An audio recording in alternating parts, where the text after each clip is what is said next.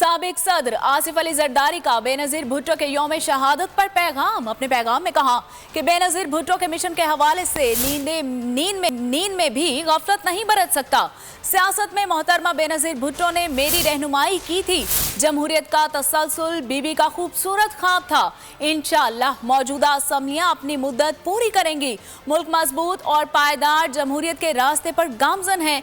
आइन पर अमल से जमहूरियत को इस्तेहकाम मिलेगा। मैं इमरान खान हूँ, आप बोल्ड न्यूज देख रहे हैं। सबसे बड़ा चैनल बोल, सबसे बड़े एंकर इमरान रियाज खान के प्रोग्राम इमरान खान बोल के साथ ने रेटिंग के तमाम रिकॉर्ड तोड़ दिए।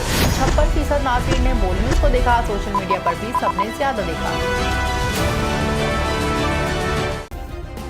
सब्सक्राइब करें और बेल दबाएं ताकि कोई खबर रह न जाए। सब्सक्राइब करें और बेल दबाएं ताकि कोई खबर रह न जाए। सब्सक्राइब करें और बेल दबाएं ताकि कोई खबर रह न जाए।